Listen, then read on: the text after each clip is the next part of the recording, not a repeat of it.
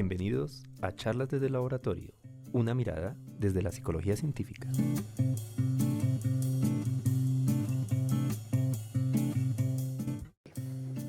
Bienvenidos a nuestro programa Charlas desde el Laboratorio, nuestro programa número 72. Mi nombre es Jairo Rosso, coordinador del Laboratorio Iván Pablo de la Fundación Universitaria Los Libertadores, y nos encontramos el día de hoy con nuestro invitado, el Dr. Wilson López López, destacado psicólogo social con una amplia trayectoria en investigación, docencia e impacto social, enfocado en el conflicto, la paz y la comunicación científica a nivel global. Su investigación abarca temas como el perdón, la reconciliación y los derechos humanos, y su trabajo ha sido fundamental en la salud mental de víctimas del conflicto armado en Colombia, siendo incluso guía para la Organización de Naciones Unidas, ONU. Es autor de más de 200 publicaciones y ha liderado importantes grupos de investigación. Como docente ha formado nuevas generaciones de psicólogos y ha sido un activo promotor de la ciencia de acceso abierto, fundando la revista Universitas Psicológica y co-creando Redaliki. Su liderazgo gremial lo ha llevado a ocupar cargos clave en organizaciones nacionales e internacionales de la psicología.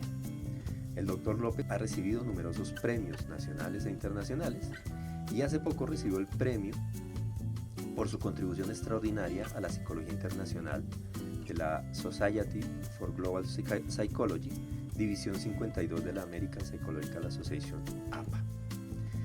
La Society for Global Psychology, formalmente conocida como la División 52, representa a los psicólogos que están interesados en promover una mayor conciencia global en toda la disciplina. Fomenta la participación internacional a través de sus programas e iniciativas, reuniones profesionales, patrocinio de conferencias, programas para estudiantes y colaboración con la Oficina de Asuntos Internacionales de la APA. Hoy nos acompaña el Dr. López para hablar de su papel en la promoción de la psicología a nivel nacional e internacional, y también tenemos la grata compañía de un viejo conocido de este programa, que es el Dr. Andrés Pérez Acosta, psicólogo de la Universidad del Rosario y director del Observatorio del Comportamiento de Automedicación de la misma universidad. Estás escuchando Charlas desde el Laboratorio. Buenas tardes, muy agradecido de que estén aquí el Dr. Wilson López, el Dr. Andrés Pérez. Muchas gracias por estar aquí nuevamente en Charlas del Laboratorio. Muchas gracias, Jairo. Gracias, Jairo. Muchas gracias. Bueno, hoy nos reúne el tema de la promoción de la psicología a nivel nacional e internacional y el papel que el Dr. Wilson López ha tenido en ello. Y quisiera empezar aquí con la venia de los invitados por preguntarle al Dr. Andrés Pérez, un poco para contextualizar a nuestros oyentes, ¿qué significa este último premio que ha recibido el Dr. López? Bueno, cuando estabas leyendo justamente la biografía de Wilson y leíste en particular el premio Sí. de la División 52 de la APA, recordé que la única persona en Colombia que ha ganado ese mismo premio fue Rubén Ardila en su momento. Él recibió ese premio a comienzos de la década de los 2000, somos como en el 2004 aproximadamente, y esto fue algo que en su momento nadie entendió. O sea, es algo que nos pasa mucho, y por eso es muy importante, y agradezco mucho, Jairo, que estés haciendo este programa, porque hay que hacer mucha pedagogía sobre este asunto, ¿no? En primer lugar, pues se trata de un premio de la APA, ¿no? De la American Psychological Association, que es la principal asociación nacional de psicólogos en el mundo, pero con un impacto global, sin duda. A su vez, la APA tiene unas divisiones, ¿no? Con grupos de trabajo por temas, y la División 52 antes se llamaba de Psicología Internacional. En la época en que Rubén se ganó el premio se llamaba así. Ahora se llama la División de Psicología Global, ¿no? Sociedad de Psicología Global. Sí, exacto, la Sociedad de Psicología Global, digamos, más acorde con los tiempos. Y en esta sociedad, pues, se reúnen colegas de todo el mundo, o sea, digamos, de origen de muchos países del mundo, pero que viven en Estados Unidos o que tienen una red muy importante con la psicología en Estados Unidos, y que tienen un trabajo colaborativo muy importante, tanto en investigación como en profesión. entonces, esa sociedad desde hace ya varias décadas reconoce el trabajo de personas que cimentan el avance internacional de la psicología. Sé de varios latinoamericanos que lo han ganado, por ejemplo, Héctor Fernández Álvarez, María Cristina Richaud, digamos, colegas latinoamericanos que han hecho un rol muy importante. Y de Colombia, como mencioné, primero Rubén, y ahora me alegra muchísimo y me parece súper merecido que se lo hayan brindado a Wilson, justamente porque conozco su trayectoria y he sido un gran beneficiario de esa trayectoria y de esos aportes. Entonces es un premio de la mayor importancia, realmente, que merece ser muy destacado y que nuestros estudiantes y nuestros colegas deberían entender de qué se trata. Ok, perfecto. Muchas gracias por ese contexto, que es muy Gracias, importante. Andrés. Acotar aquí mientras tú hablabas, Sí. que nosotros dos hemos sido pupilos de Wilson de alguna manera. Pero total, de Por allá, Alamoc. en nuestros años mozos, sí, en Alamoc. Claro, Y hemos vivenciado, digamos, esa influencia, ese rol, ese papel que ha jugado Wilson en la construcción de diferentes generaciones. sí. Entonces, un placer tenerte aquí, Wilson. No, muchas gracias por este programa. Y pues, Gracias, Andrés. vamos a charlar un poco de tu historial, digamos, en la promoción de la psicología a nivel nacional e internacional. Yo quisiera empezar por un tema que es el de los congresos, ¿sí? ¿Cuál ha sido, digamos, el papel que has tenido en congresos colombianos de psicología, digamos, ¿sí? Que a mí me parece que es algo importante que reconozcamos y que muchas veces se pasa por alto. Sí,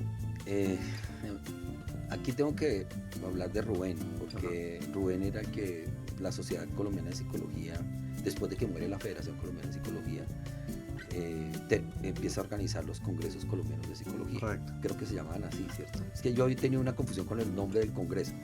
El caso es que la Sociedad Colombiana de Psicología organizaba los congresos, que eran el único congreso colombiano que existía Sí. a nivel Realmente. nacional y tal. Y Rubén empieza a involucrar, o sea, nos invita a mí, y tengo que decir que a Constanza, a que colaboráramos con la organización de sus congresos. Y entonces lo hicimos en varios momentos. Esto era antes de que existiera el colegio. Esto era cuando la sociedad tenía antes de que Rubén un poco que entregara, que ya sabemos que él entregó el nombre del congreso para el colegio y Ascofabs y toda esa historia. Rubén fue muy generoso en hacer un legado, y ese legado quedó, pero fue Rubén el que realmente nos invita, y entonces en algún momento es que yo siempre a veces tengo problemas así que me choco, porque digo, como Rubén confiaba en que yo pudiese manejar un comité científico, por ejemplo, si era un muchachito, era muy joven. ¿Cuántos años tenías ahí? Es que no me acuerdo, Andrés debe saber mejor cuando hice el primer, por ejemplo, recuerdo un congreso colombiano que se hizo en la Nacional de Bogotá. 93. Es que Rubén, exacto. Fue el 6º Congreso Colombiano de Psicología en el año 93 en la Universidad Nacional, en el cual el invitado principal fue Hans Isaac. Isaac, sí. Perfecto, muchas gracias. Es que eso es, menos mal que existen personas como Andrés, porque yo tengo un problema severo de memorizar, o sea, de verdad a veces no lo sé, y a veces me comporto y dice, pero usted hizo esto, y yo ¿qué? ¿A qué horas? Bueno, el caso es que sí, pero antes de eso hubo 2 más que se organizaron en donde yo estuve.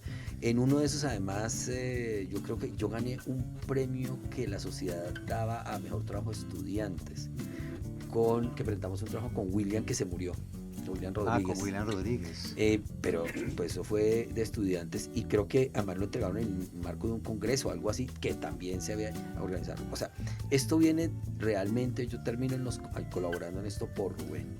Porque me parece Rubén, que ese fue el congreso del 89 en Pereira, la Sociedad Colombiana de Psicología. Sí. Pero eso fue antes de que yo entrara, sin embargo, pues hay un registro de eso en los boletines de la Sociedad Colombiana de Psicología. Fuiste uno de los primeros, cuando eras estudiante, en ganar el premio.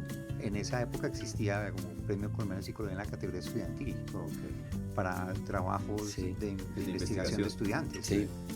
Ustedes me preguntan, a mí se me ha olvidado. Yo a veces ni siquiera coloco eso en mi currículo porque me olvido, se me ha olvidado, pero es necesario porque esas cosas fueron muy relevantes para que el que ganara ese premio siendo un estudiante, y quiero aclarar, un estudiante egresado de la Universidad Inca, que no era de una universidad de Peregrí, aun cuando en esa época tenía mejor nombre que el que tiene ahora, por todas las cosas que han pasado institucionales y demás. Pero en esa época, pues, era como así, si era la Nacional, era la Javeriana, eran los Andes, y pues aparece. Entonces, yo creo que en ese sentido Rubén fue muy relevante porque pues nos abrió la puerta que hiciéramos eso, o sea, organizar, colaborar en la organización de los congresos, involucrarnos en los congresos. Yo recuerdo un congreso que fue particularmente duro, que fue un congreso donde por accidente yo era estudiante y lo organiza Rubén en Barranquilla. Y la figura que abre el congreso era Shakira, que tenía 11 años. Ah, caramba. Y bailando, yo no sé en qué año fue eso. Y viene Miguel Costa, que fue muy importante para mí en mi tema internacional en España. Uh-huh. Miguel Costa Cabanillas, que es invitado acá en un momento muy difícil en Colombia. Y me acuerdo que salimos y nos meten en una chiva y tal, y mataron a Galán. Y entonces todo el mundo se tiene que ir para la casa esa noche. Claro. Bueno, ese congreso fue muy, muy importante por eso, porque yo hice una relación que abrió las puertas a la psicología española, en mi caso. Sí. Porque Miguel, yo no sabía quién era Miguel Costa, y él era una persona muy respetada en España, no porque estuviese dentro de la academia, sino porque era un académico, un psicólogo comportamental que hacía psicología comunitaria en el Ayuntamiento de Madrid. Entonces el mundo español lo admiraba profundamente, por su pasado, por su trabajo, y porque era muy científico para trabajar un tema como él escribió un libro que se llama Salud Comunitaria. Que es una cosa donde funde ideas de Cantor. Editorial Fontanella de Barcelona. Sí, exactamente. En ese congreso, él va y viene a Bogotá, y realmente para mí ese congreso, además fue relevante porque ese congreso, yo recuerdo, es que yo no sé en qué año fue que murió la federación. Yo recuerdo haber pasado en uno de estos congresos por un pasillo, yo era todavía estudiante saliendo, y de pronto veo unas personas ahí y me dicen, no, es que estamos firmando el acta de función de la Federación Colombiana de Psicología, por ejemplo. Sí. Ese recuerdo lo tengo, pero yo necesito saber qué año fue eso, Andrés. No recuerdo. Necesitamos rastrearla, porque digo, ¿cómo así que está muriendo la federación? Y que a raíz de eso Rubén después crea la Sociedad Colombiana de Psicología, porque muere la federación y crean la sociedad. Pero lo que puedo decir es que... Eso sí fue mucho antes del año 90. Sí, porque sí. Bueno, lo digo es porque yo entré a psicología en el año 90. Entonces... tiene que ser antes, sí. Claro, sí, son cosas que son antes, las sé por documentación, pero no por haberlas vivido. Claro, sí, claro. Sí. Entonces, por ejemplo, para mí hay esos congresos, yo vivía tantas cosas, que era una cosa que, yo no sé, yo a veces veo a mis estudiantes y les digo, vayan a congresos y tal, y digo, no se dan cuenta todo lo que ocurre. Es más, veo compañeros que van, dictan una charla y se van. Y los congresos pasan demasiadas cosas. O sea, mueren y viven organizaciones. Se construyen relaciones que son para toda la vida, de amor y de odio. Y eso pasa en los pasillos. En los pasillos, en las reuniones extracurriculares de los congresos. Sí. Bueno, pasan tantas cosas y no están exentos. O sea, en serio... eso marcó por completo mucho de mi vida, porque nosotros aprendimos a hacer congresos y hicimos varios congresos, y después, claro, cuando hacemos el congreso donde nace la FIAP, a propósito que el 26 se celebra el Día del Psicólogo Iberoamericano, porque hacemos el congreso en el año 2027. No, 2000, lo decimos en Bogotá. Nosotros, mira, el Congreso Iberoamericano de Psicología de Bogotá fue en el año 2002. Eso sí, porque yo sí estuve participando en ese congreso. Estuvo Paco Fernández Serra, vino desde Sevilla. Trajimos una delegación. Fue cuando se lanzó la revista Universitas. Sí. ese congreso fue muy importante.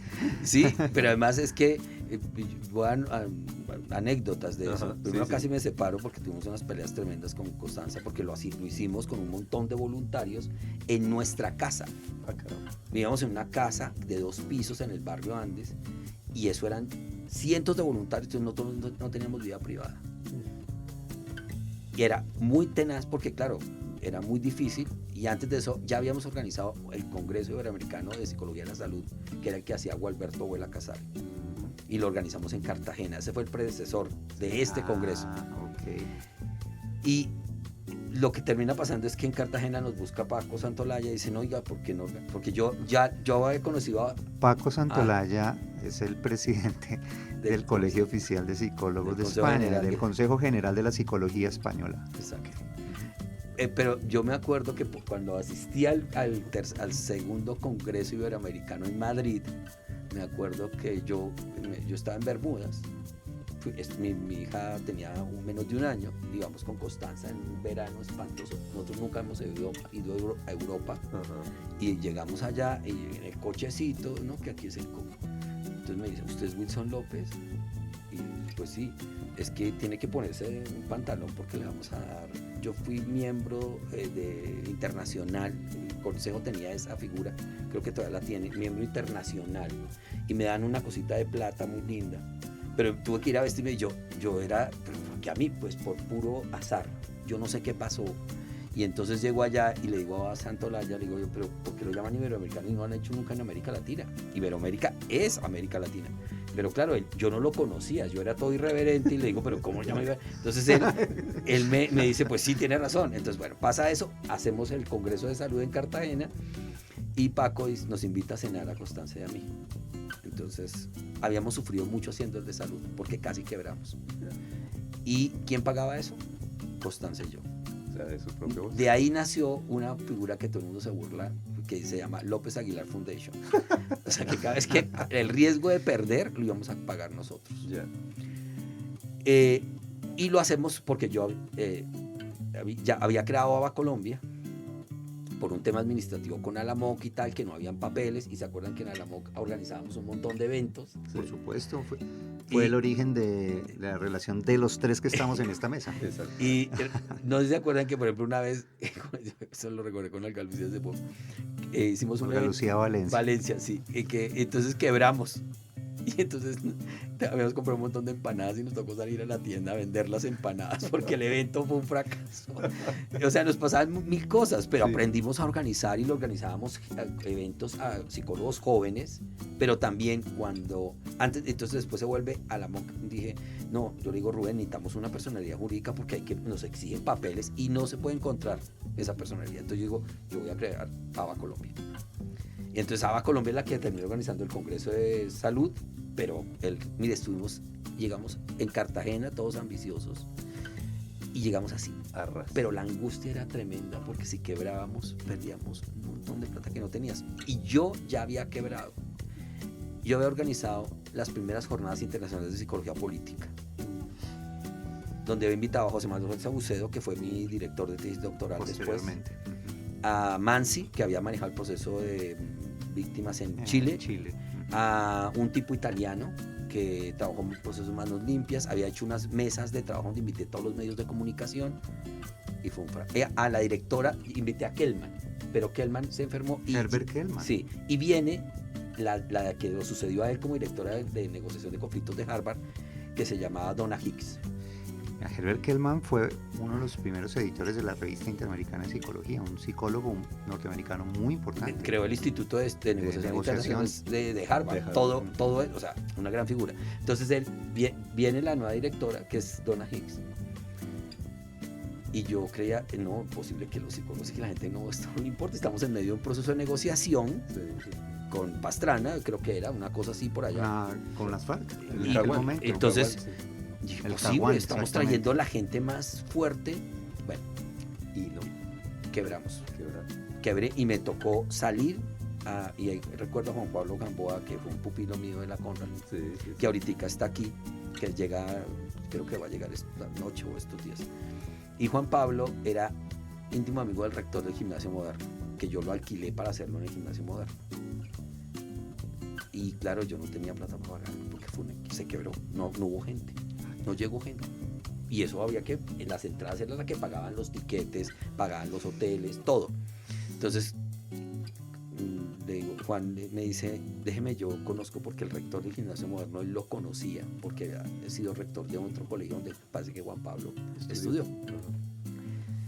Y él me abre la puerta y le digo, mire, déjeme, yo voy a hacer un préstamo, voy a salir a hacer un préstamo para pagarle la plata. Y me dieron un préstamo en Comeva, de esos de libre inversión. Sí. Duramos como 6 años pagando con mi esposa el préstamo porque fue un fracaso económico. Y no voy a olvidar jamás, yo lo hice con la Embajada de Estados Unidos, había hecho ya varios eventos con la Embajada de Estados Unidos, y no voy a olvidar las palabras de Pilar Cabrera, que era una gran persona que me ayudó en estas cosas. Me dijo, Wilson, pero es que tú piensas en que estas cosas son para las mayorías, para las masas. No, esto es para un grupo de personas expertas, y ella organiza, pagó por la Embajada de Estados Unidos, con todos mis invitados, unos almuerzos para los pros de negociación que se venían, con gente de líderes de negociación del gobierno, con no sé qué. O sea, él dice, es que esto es para... Usted puede traer un montón de gente que la gente de aquí no sabe la dimensión ni la importancia. Ni la importancia. Por eso yo eso lo recupero cuando, digamos, es más, Álvaro Díaz ha escrito cosas de la historia de la psicología política, y yo le digo, por favor, meta eso, porque ese fue el primer evento de psicología política formalmente, y además lo defiendo porque yo además tuve que pagar con mi plata la quebrada de ese evento. Claro. Y además a mí me interesó ahí el tema de comunicación y conflicto y tal. Bueno, lo que quiero decir es que hay una historia de organización de eventos que tenían sentido. O sea, yo decía, esto le va a aportar al país. Yo era todo ingenuo en este tema. Imagínense que este país iba a sentarse a generar procesos de negociación y no estaban preparados por eso. Y no sabían que los psicólogos, como... La psicología. Exacto. Tenían... ¿Presente en eso? Claro, eso no existía. Exacto, No. pero claro, por eso dije, traigamos a Kelman. En Colombia, ¿no? Claro. Colombia, sí. Ahora, también es porque José Manuel me sugiere que traigamos a Kelman. Y me acuerdo, claro, cuando les cuento y me dice, pero es que usted está muy loco. O sea, ¿cómo que usted y su familia responden por eso? Pero acuérdense que en ese momento no había como el sistema organizado muy fuerte. La psicología organizada colombiana estaba en la sociedad y estaba en mil cosas, no era lo mismo.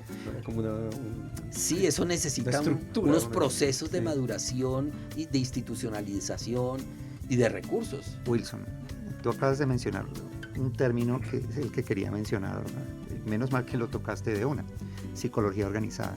Es que, escuchándote, o sea, incluso desde estudiante ya eres sensible a esa faceta de la psicología, que la psicología organizada, que realmente pues casi nadie se da cuenta, pero que tiene una enorme importancia en formar toda la infraestructura que nos permite incluso formarnos. Exacto. Y tener y desempeñarnos profesionalmente, que permite construir una ley, que permite una serie de cosas. Eso no sale de la nada, eso sale solamente de organizarse los psicólogos como ¿no? gremio. Exactamente. Y en ese sentido Wilson fue muy sensible desde el comienzo, desde que era estudiante en eso.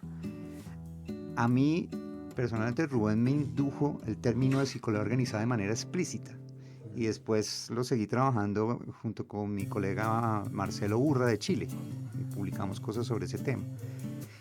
Y en este momento, más que nunca, estoy convencido, y he hablado con varios colegas, de que la psicología organizada debería ser parte del currículum de psicología de pregrado, incluso como una materia o como parte de... Sí, a mí, al menos como una electiva pasar. Sí, por lo menos. Pero es sorprendente. Si te quejas justamente de que nadie sabe qué es este premio que estamos hablando hoy, es porque los chicos pues no han tenido la información de eso. No, por ejemplo, no saben ni qué es el Premio Interamericano de Psicología, bueno, pues, ni qué es el premio más relevante que hay en las Américas, ni qué es la CID, ni qué es la Sociedad Interamericana de Psicología, o exacto, no saben. Pero lo peor no es solamente los estudiantes, lo peor es los profesores de las universidades, que yo les hago una pregunta, además yo a veces le digo a los estudiantes, pregúntenle a los profesores, y no saben. Bueno, ¿me pues, pero yo digo, porque claro, las universidades a veces construyen nichos protegidos, muy cerrados, y entonces usted no necesita salir. Pero a ver, es que la psicología organizada es absolutamente central, por ejemplo, para que la nueva ley de salud mental haya tenido el peso que tiene la psicología como nunca antes. Y eso es gracias a que, claro, el colegio hace una línea de políticas públicas. Yo me acuerdo que yo fui parte del consejo directivo y desde antes yo decía, es que ¿por qué no? Mire, la APA tiene desde hace muchos años dos pasantías doctorales para que estar en el Congreso monitoreando las leyes que tienen que ver con la psicología. El Colegio de Psicólogos de España tiene una oficina y tiene contratos con entidades que detallan tanto en el gobierno, en el ejecutivo como en el parlamento el seguimiento de leyes que tienen que ver con la... Y si usted no tiene una psicología organizada, no puede hablar con el Estado, exacto, no puede hablar con la sociedad en forma sistemática y con una presencia. Entonces, sí, claro, de la mano de esto, claro, la pregunta de los congresos es muy relevante, pero de la mano de esto está la construcción de una psicología organizada, exacto, porque los congresos tenían que organizarlos unas entidades. Exacto. Entonces yo, por ejemplo, creo ABA y ABA se vuelve el paraguas para hacer esto y después para hacer la FIAP. Y ese tercer Congreso Iberoamericano de Psicología en Bogotá, claro, Constanza se acuerda porque yo en ese congreso dije, yo había escrito un artículo sobre que había que hacer un Iberindex. Yo me soñaba, como estaba en medio de esa vaina, soñaba vainas y Constanza me decía, escríbelo, levántate, escríbelo porque se te olvida el otro día. Yo dije, hay que crear un sistema de indexación de revistas para Iberoamérica de psicología.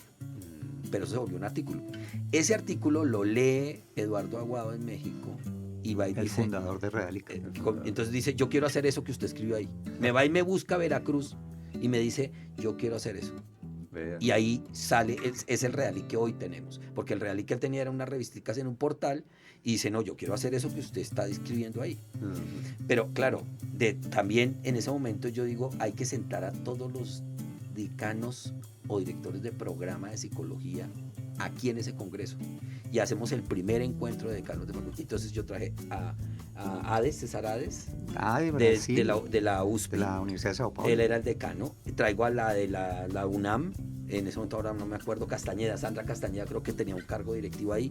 Bueno, traigo las principales decanos y todos vienen al encuentro. Sí. Hay una foto, menos mal, de ese encuentro donde hay decanos. Yo dije, es que nos toca poner a los decanos de toda América Latina y de España, porque yo ya veía que muchos de nosotros íbamos a ir a terminar en España formándonos, no en Estados Unidos. Había una generación entera que se iba a ir a España. Entonces digo, toca pensarse esta relación, porque España tiene una psicología que, aun cuando haya nacido posterior, porque la psicología española se formaliza en el año 74. Pero es la líder en Europa. Pero claro, es la sexta más productora de conocimiento en el mundo hoy, pero independientemente de eso, yo digo, no hay que hacer por eso, porque hay que hacer un encuentro de decanos de Iberoamérica, porque los temas de homologación, porque hay que hacer ellos a los contactos, abrir puertas para que la gente se forme, abrir esta historia, y hacemos eso. Entonces yo me invento lo que ahora se llama RIUP, Red Iberoamericana de Universidades en Psicología. Okay. Eso siguió existiendo, pero el problema es que la psicología organizada necesita empujarse. Y las organizaciones en América Latina son frágiles, son como nuestros países, sí. Se desbaratan, se pelean internamente, sí. Hay problemas de corrupción y todo eso se ve reflejado, o sea, que es una cosa muy interesante. La gente supone, porque la gente me dice, pero ¿por qué esto ocurre aquí? Y no, porque somos el reflejo de la sociedad, o sea, ¿por qué pasaba lo que pasaba? Pues porque somos el reflejo de este país. ¿Por qué pasan los problemas que pasan al interior del colegio?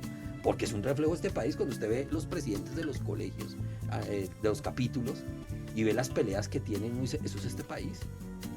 O sea, eso es este país, el país político, el país económico, el país social. Exacto, usted lo ve todo. O sea, ¿quién dijo que los psicólogos íbamos a estar por fuera de eso? Por fuera de eso, sí. Ahora, entonces, claro, para cerrar esto, claro, hacemos el iberoamericano.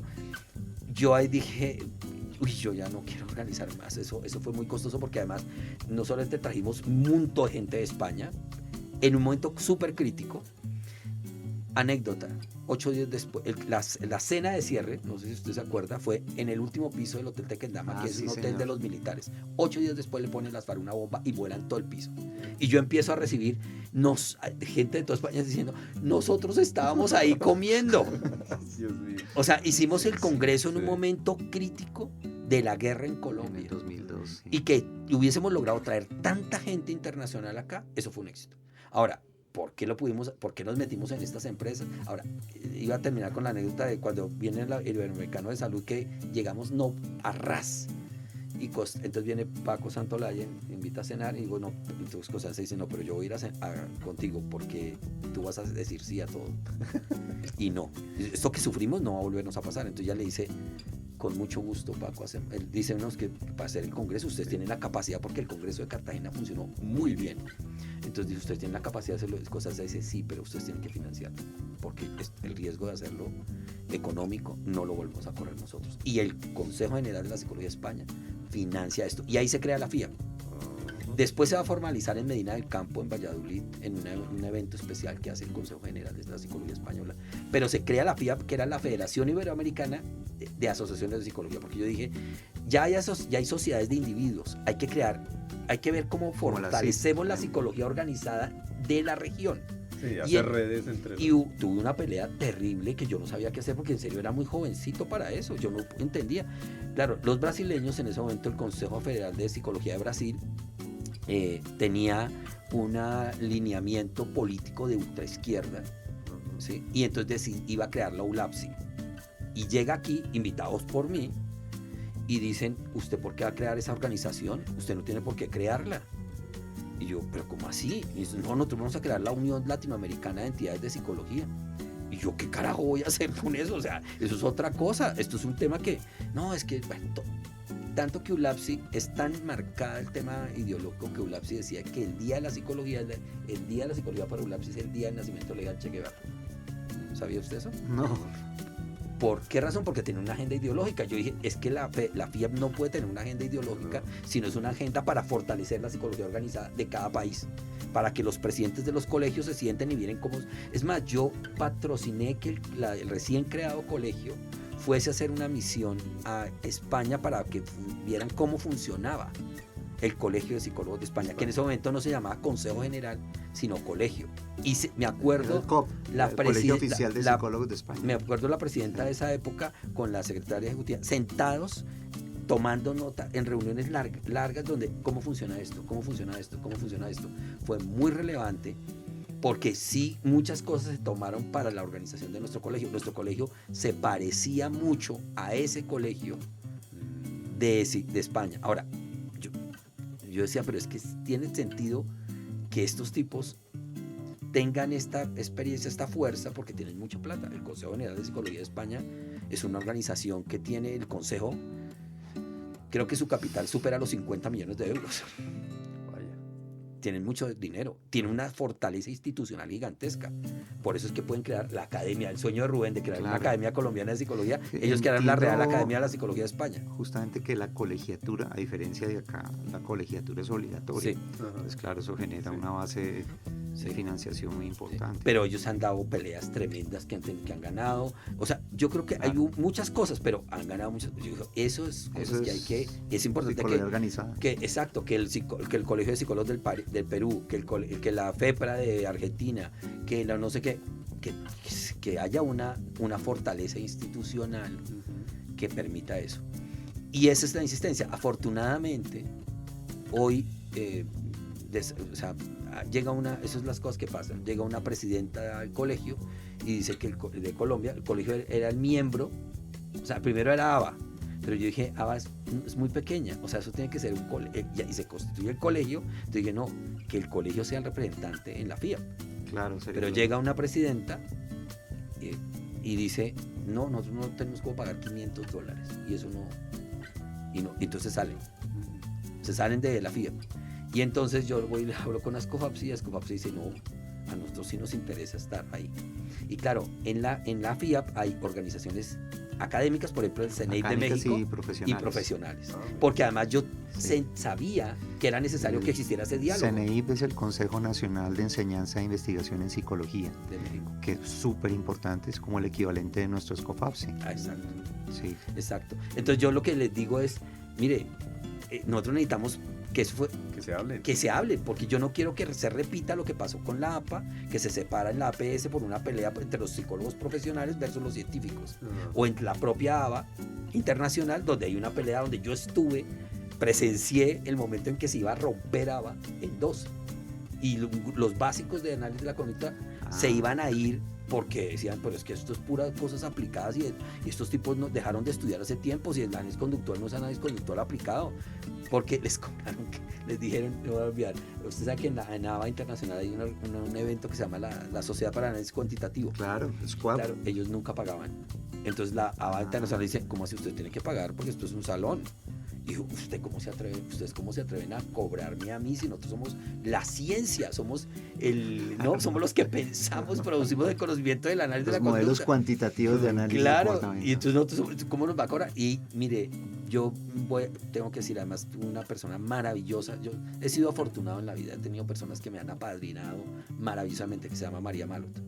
Era la secretaria y directora ejecutiva de esta historia y me quiere un montón, por eso pudimos crear que ABA se volviera el primer capítulo afiliado internacional a ABA. Y ella, yo la vi cómo gestionó todo y resolvió el problema sin que se rompiera. Yo estuve en esos días cuando ella me contaba, y era una cosa fascinante, pero yo cuando vi que aquí el colegio sigue teniendo problemas con las COFAPS y hay una tensión muy fuerte, porque tienen agendas distintas, porque los profesionales, como en todo el mundo, pero yo, por ejemplo, yo fui parte cuando fui miembro del consejo directivo en el comité donde estaba Marta Restrepo, y yo para evitar que se rompiera la relación entre las COFAPS y el colegio. Porque llegan presidentes que dicen, ¿cómo así? Por ejemplo, María Constanza Aguilar, mi esposa, que es le tocaba al colegio la presidencia de comité científico de este congreso que va a ser en Bucaramanga en 2 semanas. Y Constanza dijo, mire, ya dejemos esto, porque siempre que lo hacía uno, le echaban la culpa al otro de que todo lo que funcionaba mal. Entonces ella dijo, no, mire, ¿sabe qué? Que de aquí en adelante los congresos los haga, el comité científico tenga los 2 presidentes, uno de las COFAPS y uno del colegio juntos. Y por eso es que, bien, salomónico. Sí, ella dijo, no, es que eso evita que los que lo organizan echen la culpa. ¿Eso va a empezar ahora? Sí, eso se hizo esta vez. Qué buena noticia. No, eso se hizo, y yo la he escuchado, entonces bien. Claro, Ascofapsi dijo, bueno, el que va a representarnos es Nelson Molina, porque es decano del Valle, no sé qué, porque acaba de ser presidente de Ascofapsi y demás, y ella, pero ella fue la que propuso, dijo, no nos desgastemos otra vez, porque yo la había visto, en otros congresos los había visto peleando, es que eso lo organizó el colegio, es que eso lo organizó Ascofapsi, los culpables, no.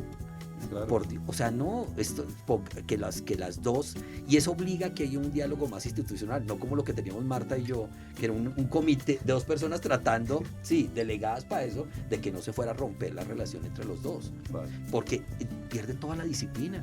Si la formación y la investigación en Colombia no se habla con el mundo profesional y aplicado, no perdemos todos. Exacto. Pero por eso es tan importante la psicología. Uno de los temas centrales de psicología organizada y es desafortunado que en términos históricos haya tanta ignorancia histórica de estas cosas. Porque claro, usted le pregunta de verdad a profesores. Es un tema internacional. Pues aquí yo he mencionado el tema colombiano, pero en general no existe en el currículum internacional de psicología.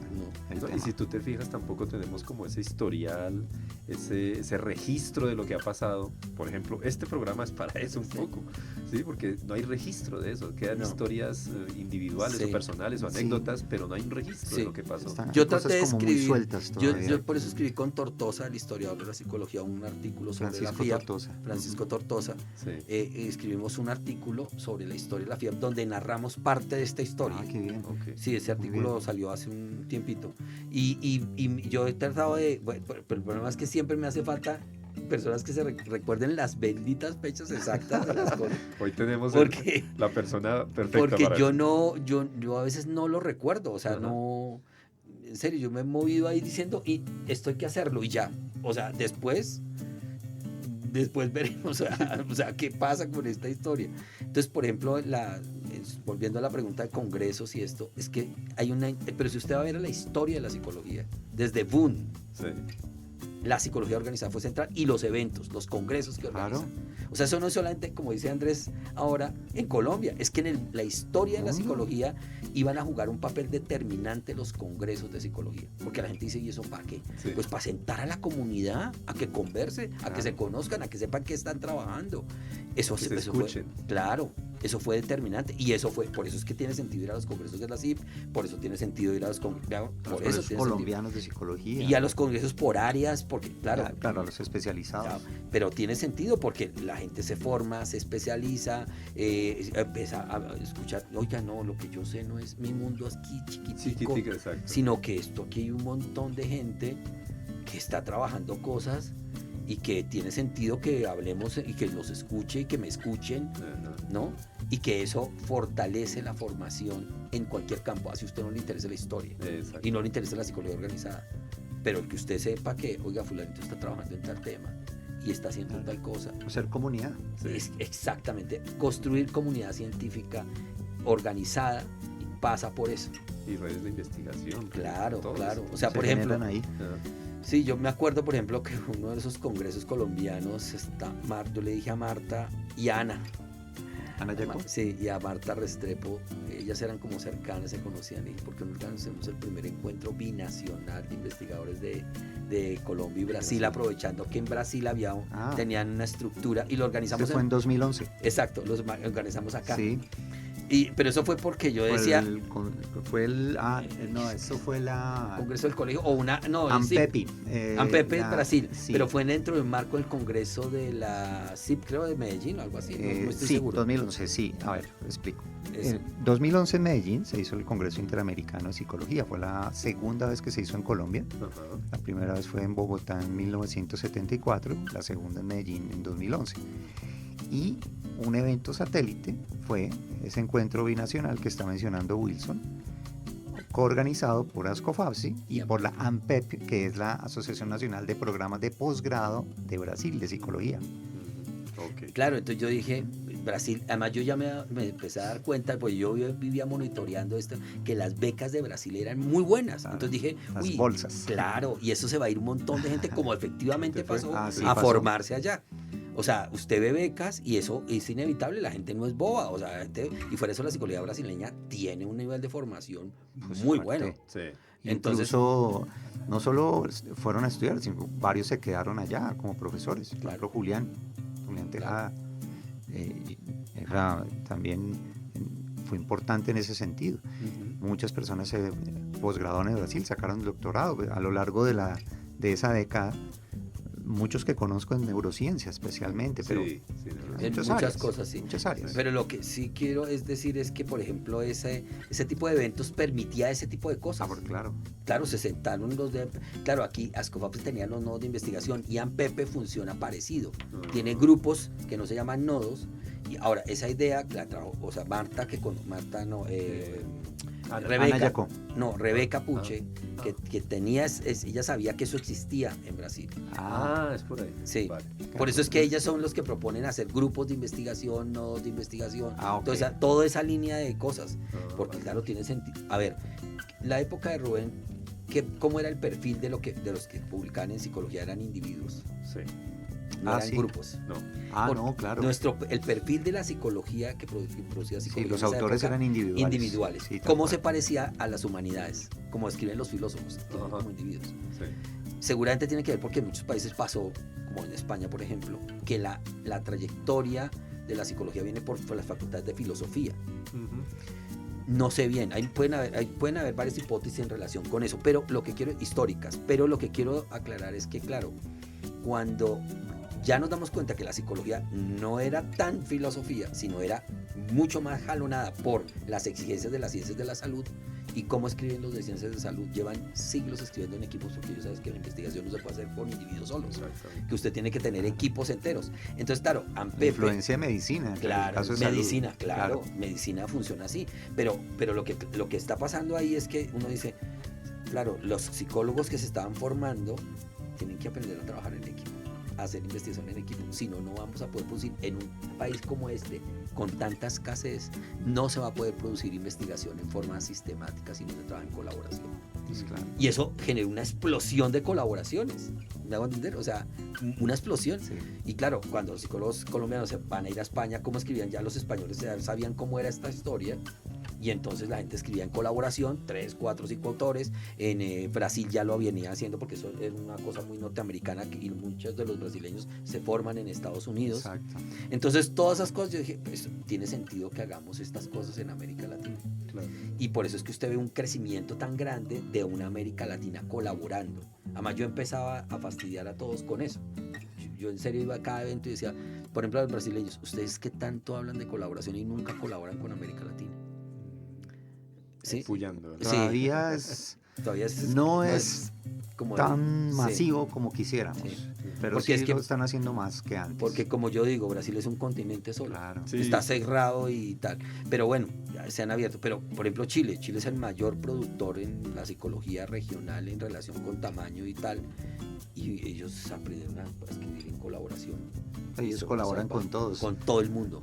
así como tienen tratado de libre comercio con todos. Sí, o sea, Chile es una cosa Claro. impresionante. Ahora, las bolsas chilenas, las becas chilenas Sí. para hacer doctorados, la beca Chile es una super beca. Súper beca. Lo que y quiere- de postdoc ahora. Sí, o sea, lo que digo es, claro, usted sí ve el tema económico con los temas políticos, con los temas organizativos, todo eso está conectado.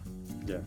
¿Sí? Y por eso es que se volvió tan relevante, o sea, alrededor de los congresos hay toda una psicología organizada que se mueve y que después termina generando cosas que vemos años después, que eso es otra cosa que aprendí, que yo era muy acelerado y después dije, nos toca ver en 15 años qué va a pasar, en 20 años, pero A tenerle claro, paciencia a esos procesos. claro, son procesos de larguísimo plazo. Claro. Por ejemplo, cuando se va al colegio y entra Scofapsi a la FIAP, yo descansé, porque dije, Scofapsi es una organización mucho más sólida.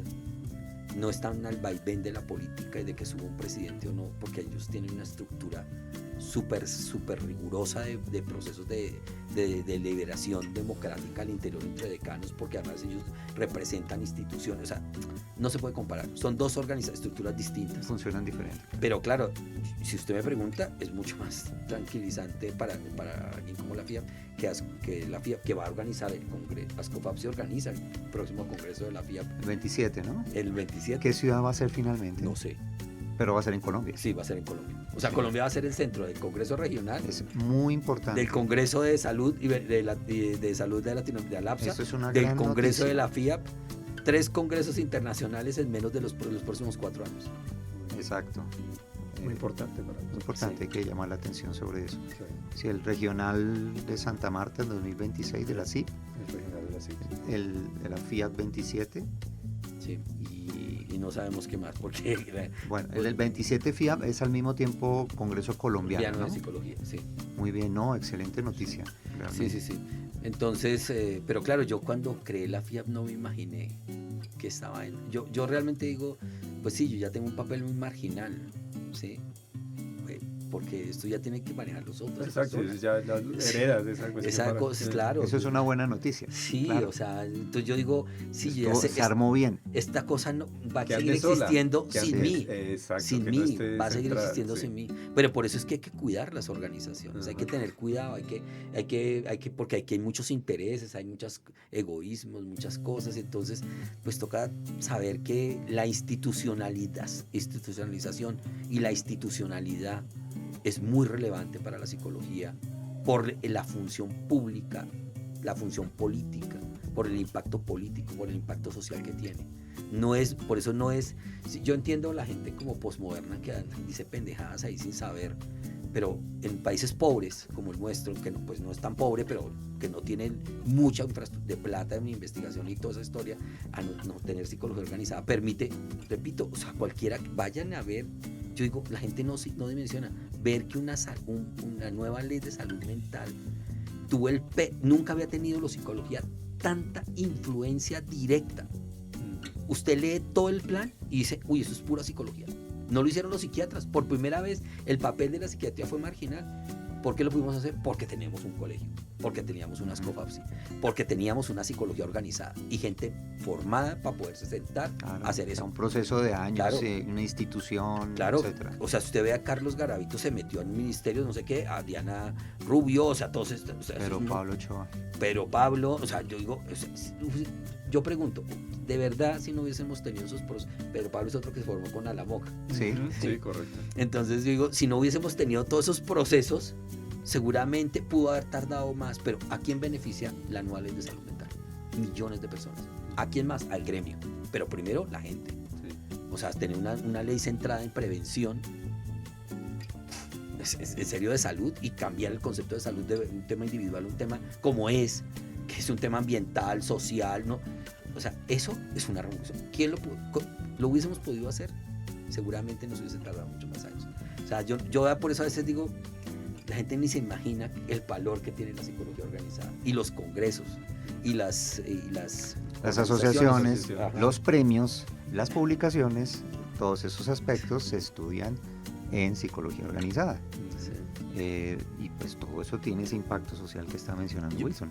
Sí, yo por ejemplo, por eso a veces me sorprendo cuando digo, no, es que no tienen ni siquiera la clase, hay facultades que han quitado la clase de historia de la psicología. Sí. Digo, total.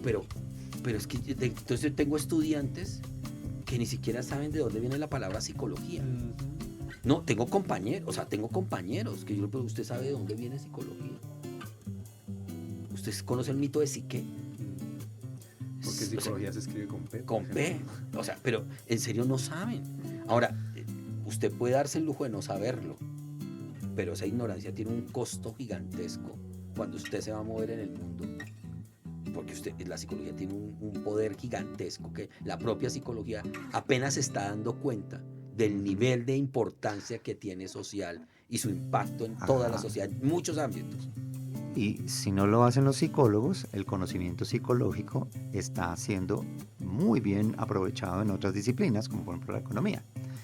Ahora uno va a los congresos de Behavioral Economics, Sí. parecen un congreso de psicología, ellos aprovechando al máximo todos los conceptos, las metodologías, etcétera. Usted ha visto cómo se ha Sí. crecido la famosa, que acaba de crear la red de ciencias del comportamiento, Sí, red bueno, colombiana, que son economistas, politólogos, Claro. ¿no? Uno que otro psicólogo Claro. ensanduchado, pero a ver, todo eso es pura psicología. Pero behavior, claro. que nosotros lo hablábamos como behavioral analysis, Ujú. con los términos skinnerianos y tal, pero bueno, ahora Ahora, es una red, una confluencia interdisciplinaria. ahora, a mí me parece muy bien, muy buena, Ujú. pero el problema es que tiene toda la razón Andrés, que entonces la psicología termina perdiendo porque no Pierde sabe, su propia disciplina. claro, Sí. su propia disciplina. Y está bien porque hay problemas que los superan, nos desbordan, Sí, pero exacto. ojo, pero si usted se forma 4 o 5 años en esto y usted no sabe de dónde salió, ni siquiera lo que está estudiando, y no conoce la historia, y no, o sea, a mí me da risa que yo, profe, no, que es que yo necesito publicar un artículo. ¿Cómo así? Sí, es que la universidad me dice que tengo que publicar, y en revistas, y como así que las revistas y los Q1, Q2, ¿qué es todo esa vaina? Y que son como así que las revistas, no sé qué, y yo digo, pero ¿cómo este es profesor? O sea, ¿cómo se volvió? O sea, ¿cómo? O sea, porque es que el profesor en la universidad no es como era hace 20 años, que solamente Perdón, iba a dictar eso te lo clase. dijo Un profesor. Yo pensé que Era era un un alumno. estudiante. No, ¿Era un profesor? No tengo profesores, Ah, o sea, perdona. que no tienen ni idea. Ah, no. Pero se lo juro, no tienen ni idea. Y entonces digo, pero ¿cómo así? ¿Y usted hizo un doctorado y no sabía esto? O sea, que hay un problema. Claro, serio. Porque, claro, la gente es que no tiene ni idea. Y entonces empiezan a juzgar cosas sin saberlas, sin conocerlas. A decir que, eso es no sé qué, eso es la comercialización, la mercantilización. A ver, ¿usted sabe cómo funcionan los indicadores? Yo soy crítico, yo puedo ser crítico porque yo ayudé, por ejemplo, a que la noción de cuartiles, y porque yo fui parte de Simago, porque fui parte de Cielo Colombia, porque inventé Redalic. O sea, yo sí, porque soy embajador de la mayor iniciativa de acceso abierto del mundo, que es el Plan Europeo, se llama Plan S, financiado por la Fundación Bill y Melinda Gates, por Google, y soy embajador para el mundo de Plan S. Pero usted le pregunta a la gente, ¿y qué es el Plan S? No tengo ni idea. Pues esa es la mayor iniciativa de acceso abierto del mundo. Ahora, con eso lo que quiero decir es, a usted puede no importarle eso, ¿qué carajo? No es relevante, no tiene para qué saberlo, pero al menos entienda cómo funciona el circuito de que va de que usted haga una investigación y la vuelva a un artículo publicable. Entonces la gente empieza a decir, no, viendo a las revistas, ¿no? No, pero es que, ¿y eso de qué sirve si lo leen 5 gatos? Pues esos 5 gatos son los que pueden hacer que el conocimiento, criticándoselo o enriqueciéndose, aparezca, desarrolle conceptos, desarrolle teorías, metodologías, aporte en general. ¿Ah, sí? A ver, no, es que yo escribí un artículo y ¿quién lo conoce su artículo? ¿Quién lo ha leído? ¿Usted me parece relevante? Claro que es relevante. No, porque si usted, entonces ¿para qué escribió el artículo? ¿Cuánto se tardó escribiendo el artículo? No, pues la investigación duró 2 años. o 1 año o 2 años, y yo me tardé en el artículo haciéndolo como 8 meses, y por eso cuando lo entregué me lo devolvieron y me tocó hacer 1000 correcciones. Y usted no aprendió cuando le hacían las correcciones. Sí, pero qué malditos, porque me corrigieron el artículo. Y digo, pero se lo están mejorando. O sea, en serio que no sé, de verdad. Ahora, afortunadamente eso ha cambiado y cada vez hay más comunidad que entiende partes al menos de eso. Pero aún nos falta muchísimo. Nosotros somos un país que somos el segundo país en cantidad de revistas científicas indexadas en Scopus. No somos comparables en psicología. Sí. Y yo creo que yo soy parte responsable de esa historia, porque yo le enseñé a mucha gente a indexar esa cosa. Universidad se volvió un modelo de indexación, y yo di cursos, ustedes saben, yo di un montón de cursos de cómo indexar revistas a un montón de comunidad. Y no solamente psicólogos, yo di en derecho, en ingeniería, yo iba porque yo sabía que desarrollar revistas tenía un valor estratégico de visibilidad y conocimiento regional que era muy relevante. Y eso que todavía en ese momento, cuando yo empiezo a todas esas cosas, tengo que confesarlo, no sabía tanto de historia como sé ahora. Pero cuando usted va a ver la historia de la psicología, usted va a ver que Boone creó revistas, William James creó revistas, Sí. todos los que fundaron y son responsables de esta disciplina. Hacían congresos y eran presidentes de la APA y en fin. Y crearon revistas. Crearon O sea, revistas para- Psychological Record la crea Skinner y Cantor. Ajá. O sea, a ver, y miren lo que está pasando. El número nuevo va a ser dedicado a producción de América Latina en Psychological Record. Ah, qué bien. Está abierta para trabajos de historia, de diferentes cosas, de análisis de la conducta. Lo vi esta mañana, que mandaron una cosa. ¿Sí? Buena noticia. No, por eso, pero usted cree que eso hubiese podido ser posible, que una revista que fundó Skinner y Cantor tenga un número dedicado a análisis del comportamiento en América Latina? No, eso hace 20 años era impensable. Impensable. Ujú. No, lo que quiero decir es, Claro. ese tema, o sea, a ver, en Colombia, claro, la revista colombiana de psicología, no, en la primera época, del año 51 creo que se funda, hasta que cuando se aparece y vuelve a aparecer la nueva revista colombiana de psicología, pero jugó un papel determinante, porque todos los trabajos de grado de esas épocas los Sí. terminaban como artículos en la revista colombiana Sí, de en esa psicología. época se llamaba Revista de Psicología. Sí. Y en los indexadores aparece Revista de Psicología, entre paréntesis Bogotá, para diferenciarse de otras como Lima, Ajá. Sí. tenían el mismo nombre. Claro. Sí. Y efectivamente, como dice Wilson, se convirtió en Revista Colombiana de Psicología aproximadamente como en la década de los 90. Sí. Y bueno, ya Es una revista consolidada, que Consolidada, esperemos, claro, sí, esperemos por que el supuesto. editor no se canse, y que la Nacional cuida al editor y que lo tenga, es ¿no? el cuartil Porque eso 2 es- en este momento. pero es porque es muy difícil hacer, la gente no se imagina lo difícil que es hacer una revista. La gente Sí, creía mantener una no, y que la gente decía, no, eso cuando llegó el OJ, no, pero ¿cuál es el problema? Las instituciones, los rectores, los vicerrectores, la gente no sabía que eso era tan difícil. Entonces creía, ay, profesor, ahí, bueno, es editor. Y creía que eso era, y, pero ¿usted qué está haciendo? Oiga, vaya a hacer bien una revista, Sí, lo difícil mucho que trabajo. es. Ajá. Ahora, repito, el papel de las revistas en la historia de la psicología es determinante. O sea, es determinante porque es el canal de confianza de la discusión escrita, pública, Ajá. de toda la dinámica de la disciplina.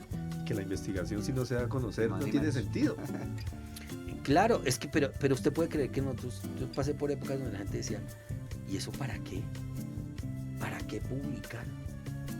Si lo que hay es dictar clases, y además, sí, pues es que es ir a ver, un investigador hoy tiene que hacer investigación, hacer buena docencia, y tiene que tener impacto social. Ajá. ¿Eso qué quiere decir?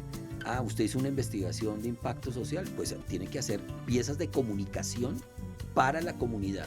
Ajá. No es una cosa o la otra. Sí. Tiene que hacer artículos que permitan ver si ese trabajo suyo tiene el nivel metodológico y tiene qué impacto tiene y a quién le va a servir que trabaje en eso dentro del mundo académico.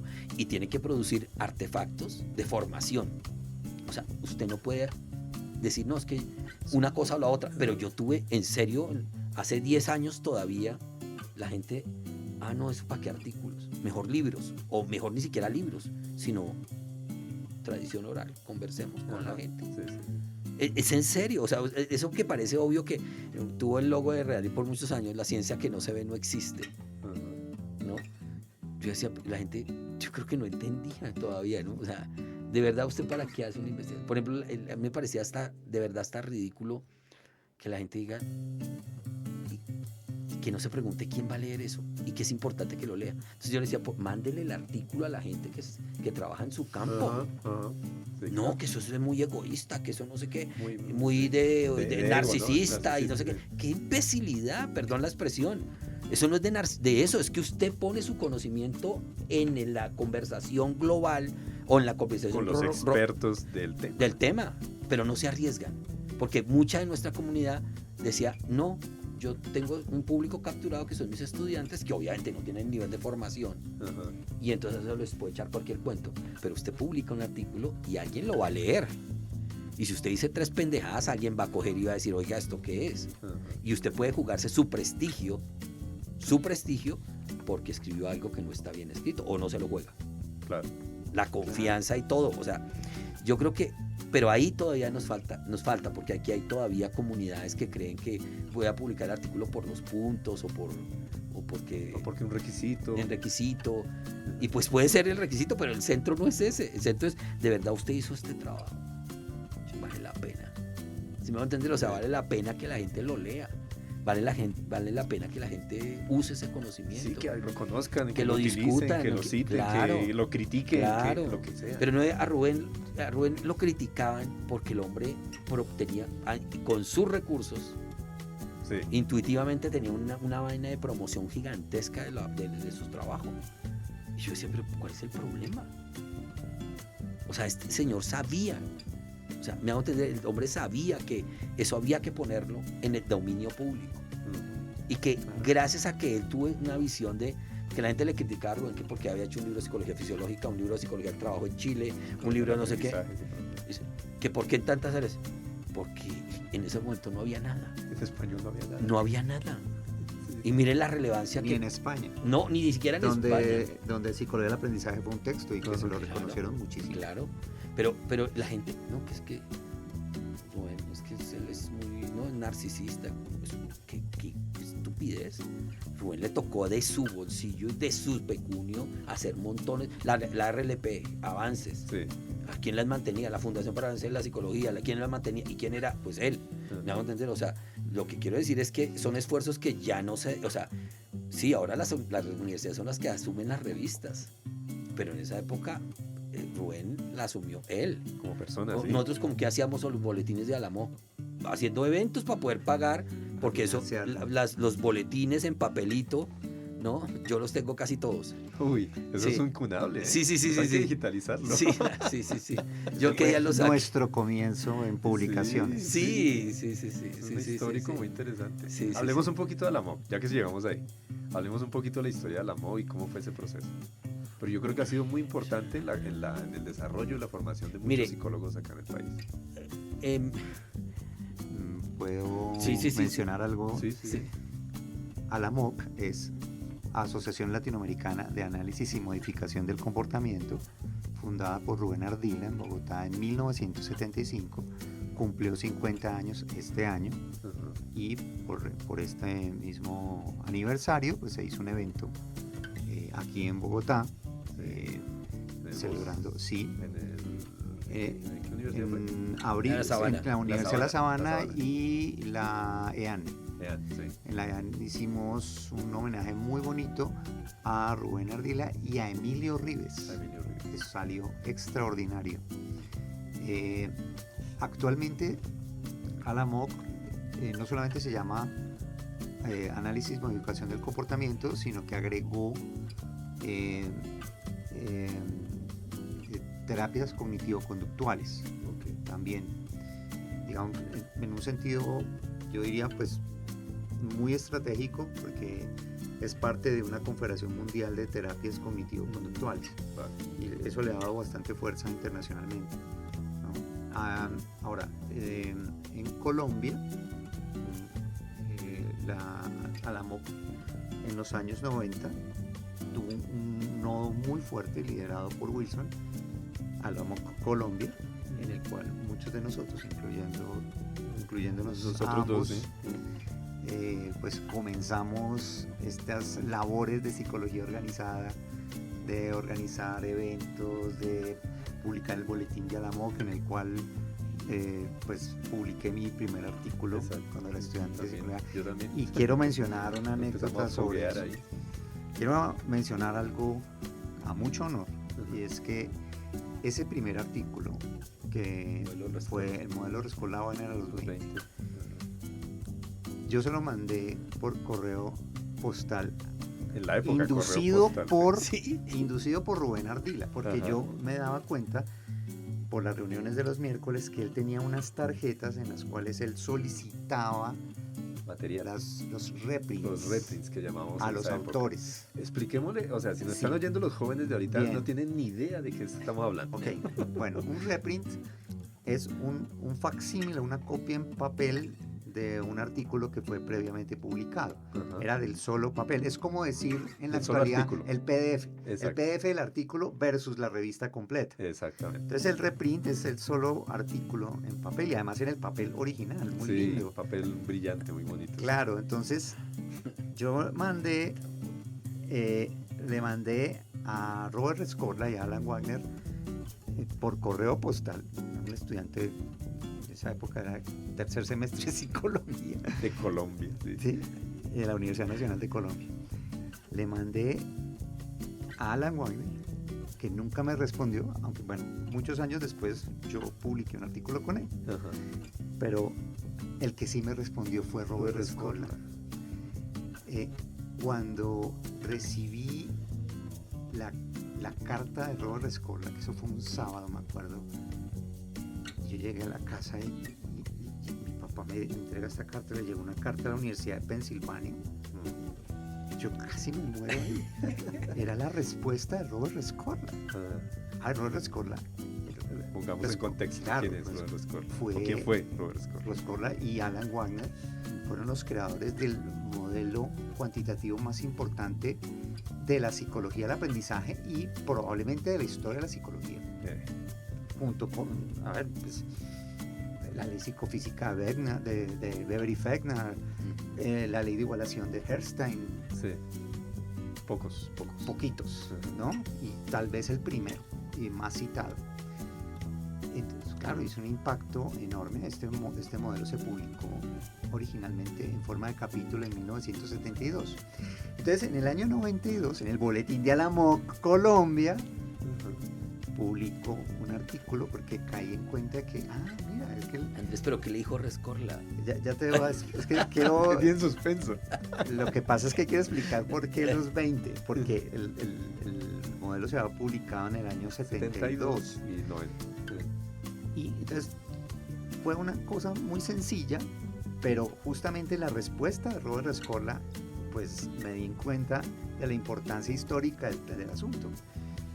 En primer lugar me agradeció por haberle enviado. Yo le expliqué en inglés de qué se trataba el artículo porque el artículo estaba en español. Y me dijo que es la primera vez que veía un abordaje de tipo histórico del modelo Rescorla-Wagner, que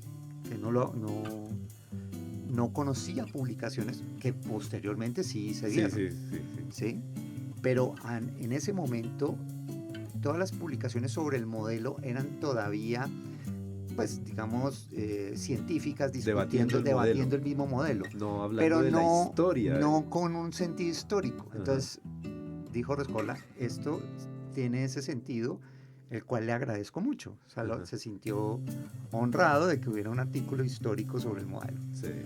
Y posteriormente sí aparecieron muchos artículos históricos. Entonces, no, pues claro, para mí eso fue... Pero imagínate, uno de estudiante, que el creador No. de un modelo responda a una carta. No, eso es- Esa carta es una joya. Exactamente. No, claro. Y eso es una de las cosas que agradezco justamente de Alamoc Colombia, o sea, haber tenido esa oportunidad de publicar. El artículo está, de hecho es mi primer artículo, aparece en el registro de Google Scholar, y tiene sus citaciones y todo. Y sé que no soy el único, o sea, muchas personas arrancamos, digamos, colegas arrancaron por ahí, empezaron a publicar. pero no solamente a publicar, sino también en el contexto de Alamoc Colombia, a organizar eventos y con los eventos a conocer a grandes personas de la psicología. O sea, ya irse a estudiar Como, después. bueno, Vicente Caballo, por ejemplo, con quien después hubo una colaboración muy importante, y otras personas, Muchísimas. Fabricio Balcázar, bueno, Saucedo. exacto, bueno, un montón de- muchas personas, claro, los congresos, todo Sí, eso. yo iba a... Primero me parece tan bonito, en serio, cuando lo oigo, digo, yo en serio no me daba cuenta, o sea, yo no me daba cuenta de lo que estaba haciendo. No, uno en ese Es momento decir, como o que sea, no dimensiona. no dimensiona, o sea, yo digo, mire, el artículo, yo sí tengo claro el artículo que marco. Yo soy editor desde que era editor de un periodiquito del barrio, de la asociación del barrio donde yo vivía en Kennedy, después de... Yo empecé a editar el boletín del barrio. En Stencil, Ajá, que sí. era una cosa donde uno metía las cosas, bueno. Eso también es... Tengo una historia desde ahí, Sí. Pero mi primer artículo lo publiqué en un boletín de la Asociación para el Desarrollo del Fomento de la Psicología de Ah, Estudiantes de la de la FP de la Nacional. El primer artículo surge... AFDP. Sí, AFDP, Asociación para el Fomento y Desarrollo de la Psicología, que crean fue estudiantes de la un Nacional. grupo, sí, digamos, académico extracurricular, Sí. creado por estudiantes de la Nacional alrededor de los finales de los 80 y comienzos de Sí, los 90. sí. Yo publiqué ahí también. También publiqué ahí, ahí estaban, por ejemplo, Germán Gutiérrez, Oscar Utria, que Oscar vi que hoy, Utria. hasta hoy trabajó en la San Buenaventura, puso un post en el Facebook. Ah, ok, bueno. Se los dejo. enterando Acaba de de pasar, todo. o sea, eso lo vi antes de cuando me Ok. senté aquí y dije, oh. Oscar, que todos eran jovencitos. Claro, porque Estudiantes. en esa época ya eran unos recién egresados, pero Pero hay, comenzaron como estudiantes. pero ahí quiero, Y ese boletín, o sea, era una revista muy, muy bien hechecita, Sí. que tenía también sus artículos. Creo que fue un antecedente importante del boletín de Alamoc Colombia. Y recuerdo mucho el artículo tuyo, recuerdo que la portada era morada, un morado intenso, sí, más intenso que este celular. sí. Y era un artículo muy bueno en filosofía de la ciencia. El concepto de progreso en la filosofía de la ciencia. Correcto. Muy bonito ese artículo. Ese artículo me dio mi primer empleo Ok. en la Universidad Católica. Ah, mira. Muy bien. Me lo dio, ¿por qué digo que me lo dio? Porque jamás voy a olvidar esta anécdota. Yo acababa de graduarme de la INCA, salen un montón de profesores de la Católica y entran, y entonces tienen que encontrar un montón de profesores nuevos. Sí. Esos profesores nuevos eran recién egresados. Germán, Sonia, Julio Eduardo. Fernando. No, Julio Eduardo ya estaba un tiempo antes. Él ya trabajaba en la Católica. Pero Fernando Cárdenas, Alejandro Múnera. Ajá. Entramos una camada. Ahora, yo entré por azar, por pura chepa, porque iba a entrar a dictar la clase de filosofía de la ciencia, de que había una clase de introducción a la filosofía de la ciencia el primer semestre. En ese momento, el decano de decanos, que es como el vicerrector académico, acaba de ser nombrado José Antonio Sánchez. Ajá. Y claro, yo escribo este artículo porque fui inspirado, yo no hacía sino leer de eso. O sea, yo no sabía casi psicología, no hacía sino leer de filosofía de la ciencia. Entonces, Con Lácatos. exactamente, Popper, Bunge, Figueroa, yo Popper, ya me ha Mario vuelto, Bunge. claro, que había conocido y que Bunge, lo claro. conocí en la casa de Rubén. Ajá. Pero esto está pegado ahí porque, claro, yo voy y hablo de esto en una reunión de los miércoles, porque acuérdense que a veces los estudiantes hablábamos. Reunión de los miércoles. Eso es otro punto muy chévere para recordar. Paréntesis. Sí, paréntesis. La reunión de los miércoles fue un importantísimo espacio de tertulia psicológica organizado por Rubén Ardila En su casa. en su apartamento. Y que nos pagaba comida. Bueno, apartamento que era un apartamento de 200 metros cuadrados. Repleto Apartamento de revistas, enorme. biblioteca. Apartamento, biblioteca. Que es, exacto, un apartamento metido en una biblioteca, correcto. Donde pues se organizaba en primer lugar una charla por un invitado y se comentaba pues alrededor de esta charla, pero en general era un ambiente maravilloso para ponerse al día en la psicología y además gracias a la generosidad de Rubén, Sí. pues nos prestaba sus libros, pues teníamos la literatura psicológica de primer orden ahí, Exactamente. a la mano, Ajá. ¿no? Sí, Y, esperen, paréntesis de paréntesis. Iván Pablo también hacía las reuniones De los miércoles. era ¿no? los viernes, perdón, era los viernes, eso me lo contó Rubén, creo que me lo contó Miércoles. ¿seguro? Porque a mí creo que la diferencia era los viernes, creo que la reunión de Pablo era los viernes, pero bueno, no importa, Bueno. pero hay que aclarar Pero eso sí, históricamente. Probablemente, sí, claro, Porque- el origen de eso. Pero sí fue el origen, porque eso sí, Inspirado Rubén en- sí lo, Rubén sí lo lo decía, mencionó, sí. sí lo mencionó, él decía Las reuniones pavlovianas. pavlovianas, sí, Ah, vale, sí, vale, muy bien. sí. Y pues tengo que decir que fui coordinador de esas reuniones durante un tiempo Ajá. y pues infortunadamente pues se suspendieron también por decisión de Rubén ya en un momento en que Sí, bueno, sostenido. pero en su momento fue algo muy Pero importante fue- para todos nosotros, Claro. fue para pero la comunidad psicológica. enorme la importancia para muchos colegas de entender Ahí cómo la psicología por fuera de los De mundos las de la aulas. universidad, Exactamente. de las asociaciones, de los doctorados, del mundo de la psicología, de todo. sí, pero además Las que novedades muchos éramos muy bibliográficas. chiquiticos, o sea, muy jovenciticos. Entonces Ajá. yo hablo de ese tema, me invitan, me ponen a hablar, yo estaba muerto del susto porque yo decía, yo, de verdad, esta gente es muy buena, o sea, Sí, todos sí, ellos, sí. yo decía, Los duros, "Uy, los estos duros, son- y uno ahí- me van a escuchar y yo que tal que diga pendejadas, no sé". Bueno, pero escribo este artículo, en el Año boletín de la 89, DFP, Año 89. sí, 80, fue mi bonito, primer, ese sí. artículo es una Todavía lo belleza. vuelvo y lo releo, Está, digo, ¿está digitalizado? yo los... Digitalízalo, por favor, Bueno, antes de que bueno. se pierda. Sí. Entonces, Sí. ese artículo, entonces viene, yo, ya estaban peleando José Antonio Sánchez y Rubén Ardila. Y claro, José Antonio, bueno, yo no iba a entrar a la católica, sino que sacan los profesores, entran estas personas y Juan Carlos López iba a tomar esa clase. O sea, él era el que iba a dictar esa clase. Pero él se va con la esposa a Estados Unidos a hacer su doctorado, Sí, a Kansas, creo. a Kansas, Una sí, cosa esto es un máster de... Entonces, claro, faltando conceptual. 3 días, dicen, no, él se fue, él no va a estar. Entonces, pues digámosle a Wilson, Agarremos acá. Wilson. digámosle a él, pero fue pura chepa. O sea, donde él no se vaya, yo no entro ahí. Ah, ya. Fue puro azar. Porque yo no era de la rosca, qué pena. O sea, yo no era ni de la Nacional, ni de los Andes, ni de esas universidades. Entonces, claro, llego con mi hoja de vida, ¿no? Ajá. Y José Antonio se sabía que yo ya había ayudado con Rubén, que estaba muy cerca de Rubén. Y entonces mira, dice, "Ah, usted sabe de filosofía de la ciencia". Entonces sí, yo presenté mi artículo, lo me sé. Sí. Y José Antonio sí sabía de filosofía de la ciencia. Sí, sí, era, claro. era Entonces, uno de sus grandes amores. ¿Sabe de qué hecho. pasó? Me hace o sea, la entrevista fue para ver si yo sabía eso que estaba ahí. Ajá. O sea, la entrevista de test, admisión fue un test. fue para ver si yo sabía lo que estaba escrito ahí. Ajá. Y claro, yo no, en serio no sabía, no, si él me hubiese preguntado cosas de psicología de otras cosas, yo no No, sabría, pero de eso, sí sabía. porque no había hecho nada, o sea, prácticamente usaba días enteros de mi vida leyendo cómo funcionaba la ciencia. Ajá. Y eso fue determinante para mí. Después la gente dice, pero ¿usted por qué tiene una línea en cienciometría tan fuerte? O sea, yo he escrito más cienciometría, más bibliometría que los propios, gente que trabaja ciencias de la información. Ajá. O sea, a mí me gusta cuando sacan ellos los artículos y aparece en mi trabajo de Wilson López en redes y redes y redes de bibliometría y cienciometría, pero pues yo soy psicólogo. Pero claro, eso tuvo que ver con ese entender cómo funcionaba la ciencia. Ajá.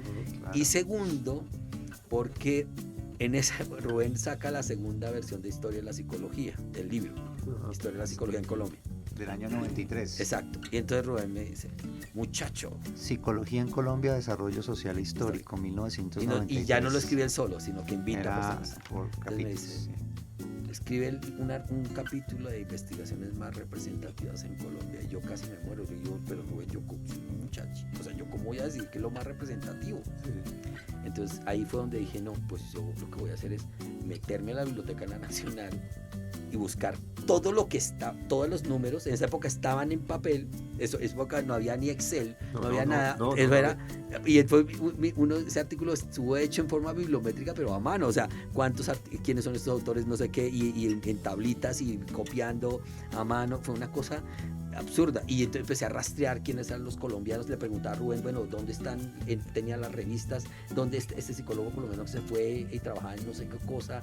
Entonces, pero fue ahí que arrancó toda esa línea de bibliometría con eso. Y después con unos artículos que también hice sobre análisis de la conducta en el boletín de la KTC, que saqué en el boletín. Ajá. Otro boletín, ese boletín murió. AKTC Asociación Colombiana fue la Asociación Colombiana de Análisis y Terapia del Comportamiento, que fue una asociación, digamos, nacional que, digamos, que tenía más o menos el mismo espectro de interés de ALAMOC, pero se fundó aparte. Sí, y la fundan porque esas peleas que tenía Rubén en esa época con Leonidas Castro, con los grupos que tenía José Antonio, todas esas peleas entre ellos, pues fracturaban las cosas. Y ya, pero no importa, igual José Antonio se da cuenta que yo sí sabía de eso. ¿Y te contratan? Y me contrató. O sea, y me contratan en la Católica. Sí. Ahora, sufrí mucho porque una cosa era leer de eso y otra cosa era ser profesor. Explicar y sí, Eso es son dos cosas Dos distintísimas. claro. Usted puede ser un experto en el tema, pero párese a hablarle a estudiantes Sea de pedagógico, primero y segundo que no sí. saben una vaina tan críptica Sí.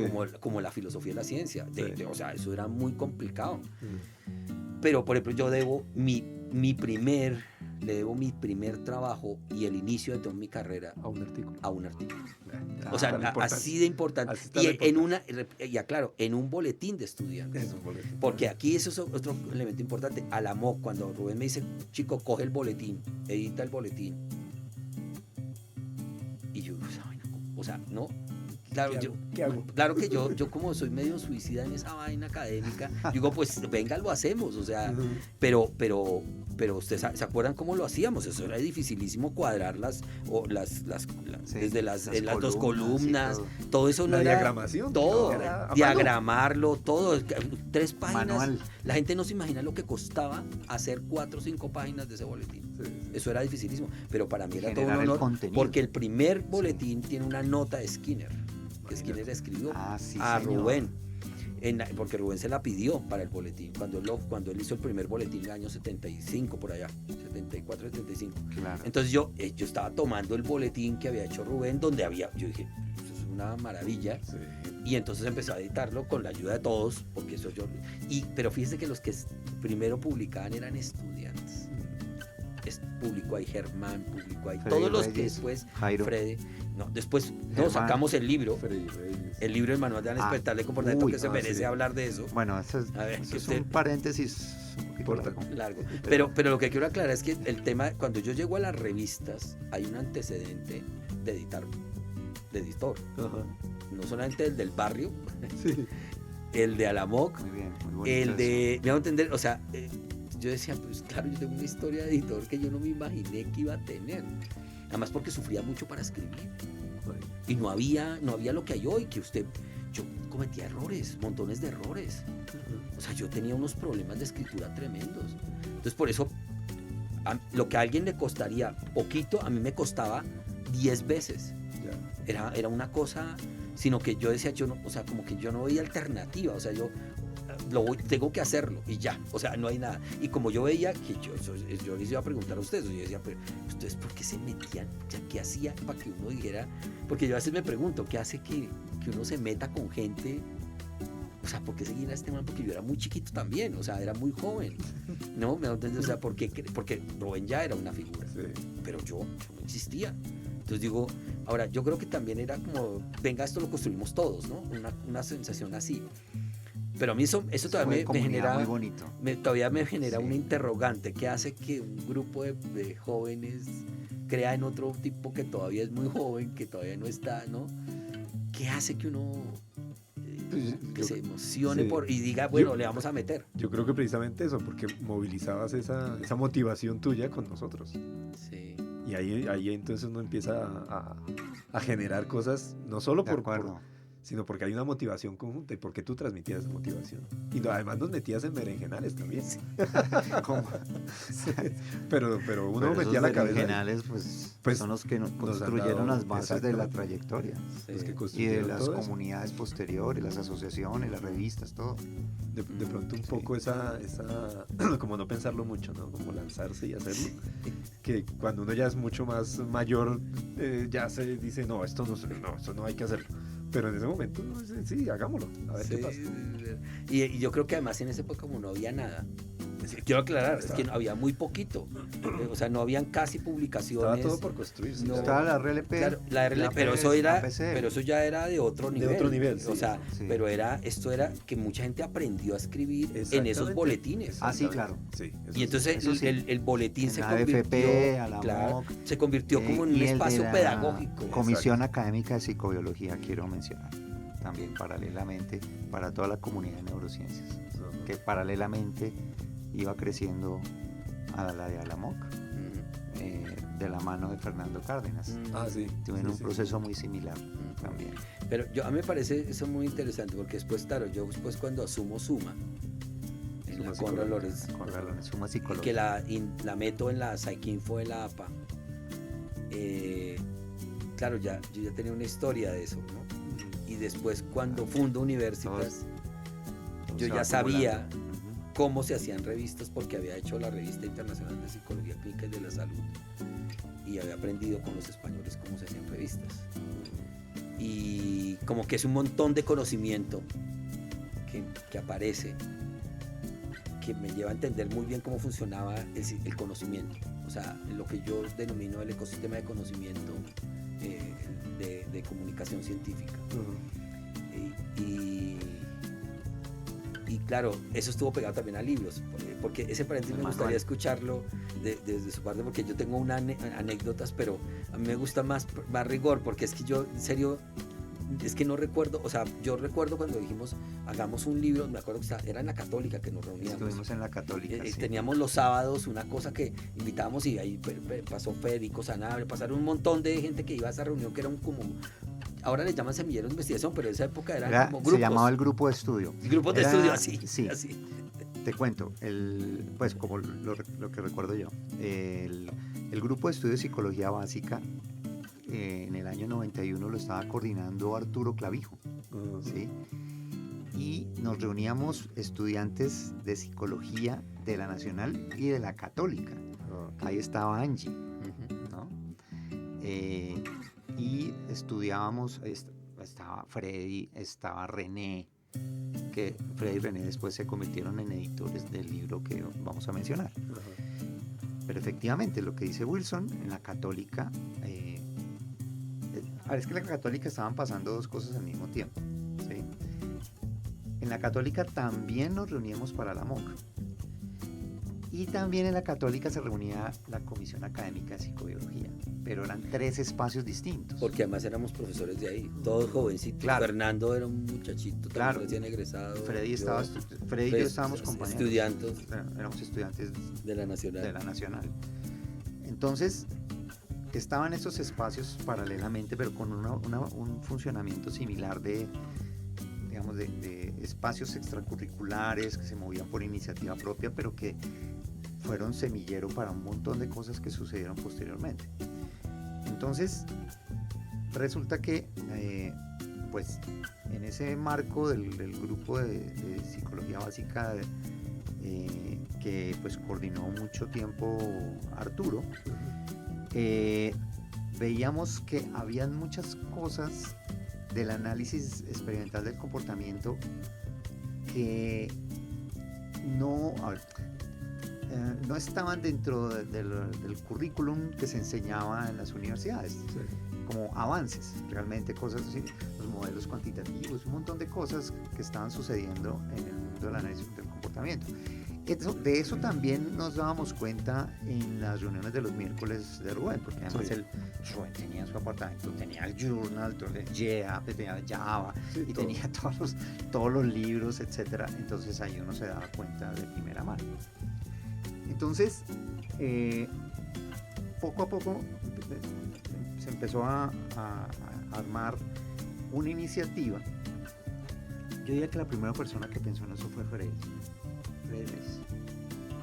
porque Freddy es una persona que siempre se preocupó por cuál era la punta de la lanza del análisis del comportamiento, y después él se fue a Estados Unidos, hizo su maestría en análisis del comportamiento, y él siempre tenía eso como muy, muy presente. Entonces socializábamos como esos avances. Y veíamos que en el año 66, bueno, año 1966 se había publicado el Handbook of Operant Behavior de Honig.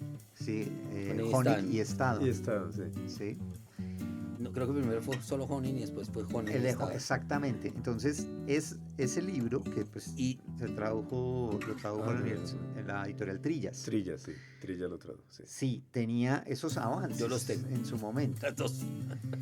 Pero que 30 años después de la publicación de Honig Estado, no habíamos visto un libro que tuviera como los avances en análisis del comportamiento. Déjeme un segundito. Yo sí. me acuerdo que yo dije, en alguna de esas me dije, pues oiga, ¿y por qué no invitamos a esos tipos de afuera? A ver si quieren. Ahí empezó, claro.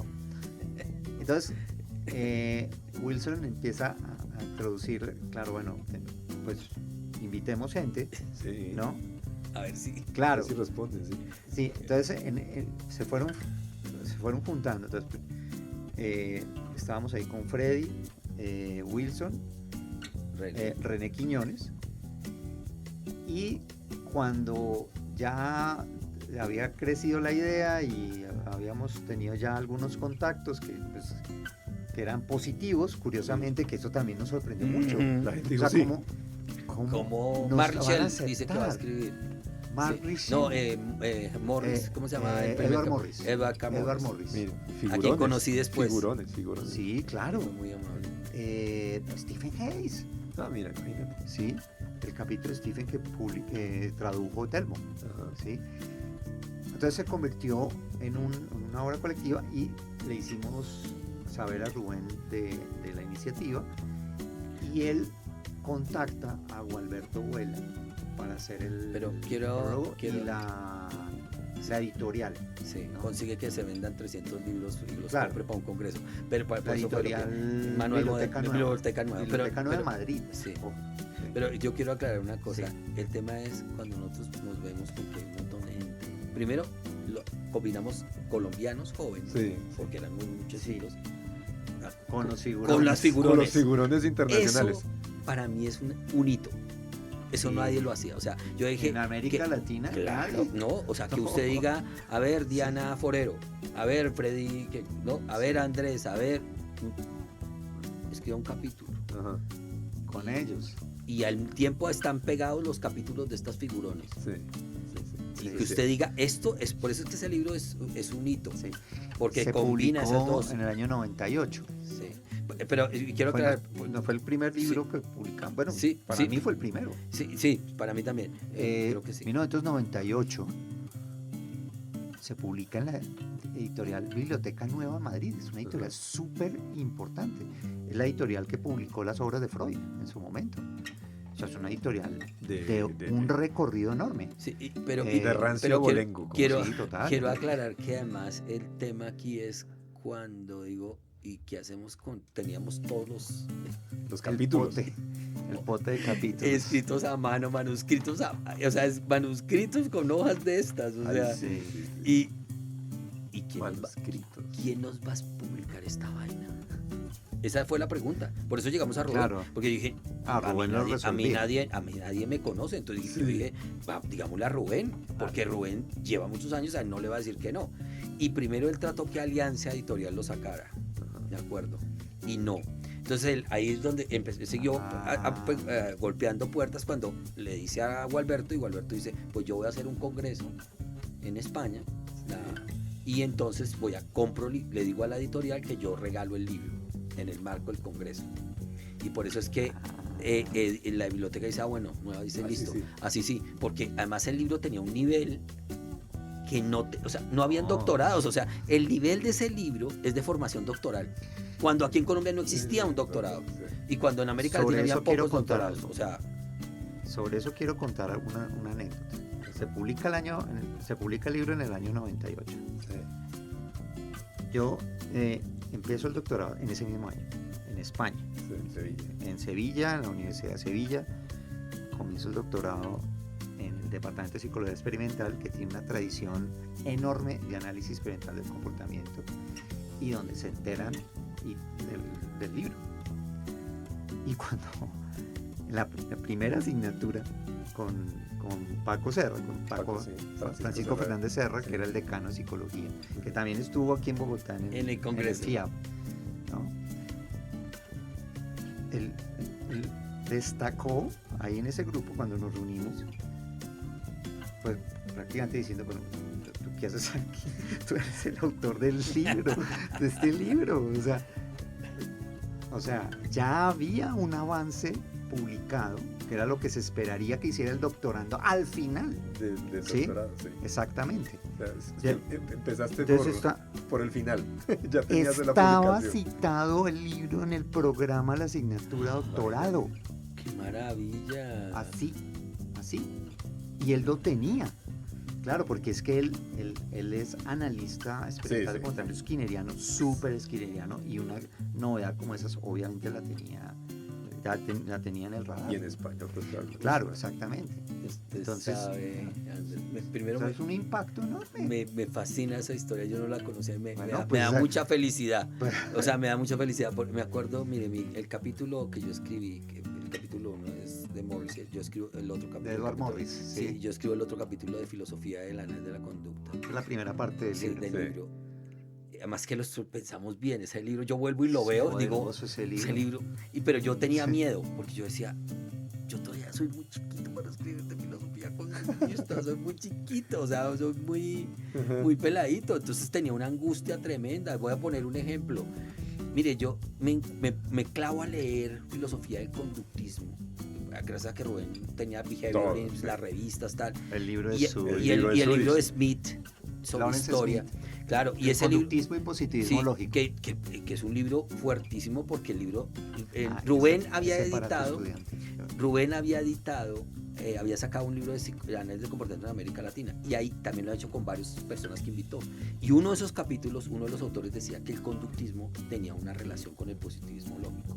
Pero a mí no me cuadraba, porque yo todo lo que leía veía que Skinner no tenía que ver con el conductismo, no tenía que ver con el positivismo lógico, sino con el positivismo crítico de Mach, en términos filosóficos. Entonces yo me metí en una crisis tremenda. Yo decía, yo no veo la relación, pero había acabado de leerlo, lo había leído en el libro del 70 y algo 74. que sacó Rubén, de Análisis de Comportamiento en América Latina. O sea, que él fue publicado en el año 74. Entonces el tema aquí está mal. O sea, lo que el tipo dijo, no hizo una lectura adecuada del conductismo, no leía bien filosofía conductista. Porque hasta haciendo un vínculo que no es. Claro, cuando yo leo el de Smith le da durísimo porque explica que no es el vínculo. El vínculo, y además es Ernest Mach, que va a inspirar las ideas filosóficamente de Skinner. Es la influencia del empiricismo en Skinner lo que va a marcar, no el positivismo lógico. Y eso se nota en qué sé yo, ensayo y error, en la obra de Mach. Se nota en esto, me hago entender, o sea, el impacto de la obra de Mach es determinante en la obra de Skinner. Mucho más inductivista, de hecho. Pero no, y es un inductivismo distinto o sea, no es el positivismo lógico, porque además es que Skinner escribió un texto que se llama ¿Por qué no las teorías del aprendizaje? Sí. Pero es una crítica a la teorización, que era el máximo que proponía el positivismo lógico. Acuérdense, el principio de marcación era construir teorías científicas, y Skinner decía, no, eso además ha confundido, ha generado un montón. Lo que hay que hacer es investigación, y hay que chocarnos con los datos una y otra vez y equivocarnos. Lo que quiero decir es, para mí escribir ese capítulo, yo lo volví a leer porque me aterraba. A mí no me gusta volver a leer en general lo que escribo, me da miedo, porque digo, uy, a ver qué escribí, que está mal, me hago entender. Y ese capítulo porque lo escribí solo, o sea, esa vaina, ¿no? Yo digo, vuelvo y lo leo recientemente, vuelvo y me aproximo y digo, no está tan mal. O sea, no está tan mal, pero usted no se imagina cómo sufrí crisis existenciales, porque yo decía, ¿cómo es posible que este man se haya equivocado acá?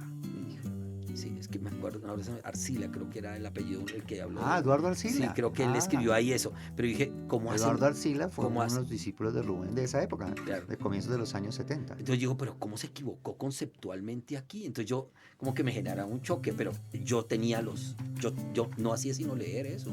Entonces, claro, yo dije, y ya ahora lo vuelvo y lo leo y digo, no está tan mal, porque yo escribía mal, críptico. críptico, ¿no? O sea, ahora siento que escribo mejor, pero en esa época, Pero es que y de filosofía de la psicología, filosofía del conductismo. Imagínate, y nadie nos enseñó a escribir nada, nadie nos contó nunca que había que aprender algunas cosas para escribir. Sí, Aprendimos escribiendo. Sí, es verdad. Es cierto. Es verdad. Es cierto. Es verdad. Caballeros, el tiempo se nos agota. Ay, Y qué lástima. que estamos aquí, que podríamos durar horas. horas. Claro, porque aquí hay más de las preguntas que hizo, hay cosas que No hemos hablado. Sí. Pero yo los invito a que tengamos un segundo round en otro momento. Me gustaría. Que esto está muy bien.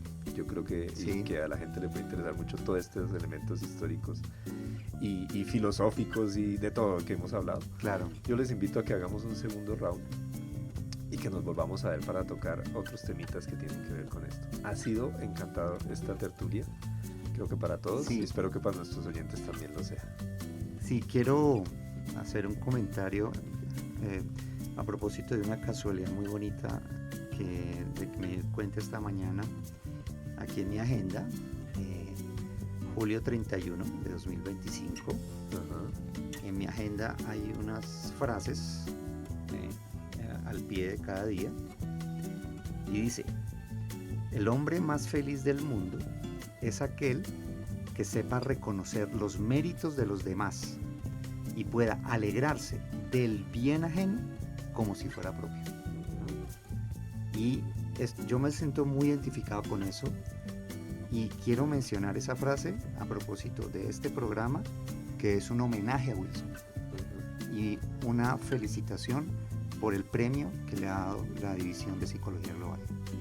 Muchas gracias. Sí, perfecto. A mí solamente Creo quiero que decir que me da muchas gracias, que cuando los escucho me da una felicidad inmensa, porque yo a veces no me doy cuenta, o sea, yo a veces me encuentro, o sea, por ejemplo, cuando les contaba la anécdota de que John Jairo dice, es que usted fue importante en que yo terminara aquí con Rubén, no Rubén porque hizo tal cosa, yo decía, miércoles, o sea, yo como que a veces no me doy cuenta, como el día del premio, ¿se acuerda que la estudiante de la Javeriana le gana sí, el premio y dice, el año pasado. me agradece a él, pero el día cuando usted le entrega su Claro, premio? el 21 de noviembre del año pasado. Yo decía, pero como esa, la estudiante, yo no me acordaba La exactamente ganadora del premio de divulgación. divulgación científica. Sí, me acuerdo. Y ella me dice, yo le agradezco porque este profesor entonces uno dice, a veces uno no se da cuenta de cómo movió un montón de personas, Cómo influyó, cómo generó. y cosas lindas, o sea, Sí. bonitas, de que están aportando, de que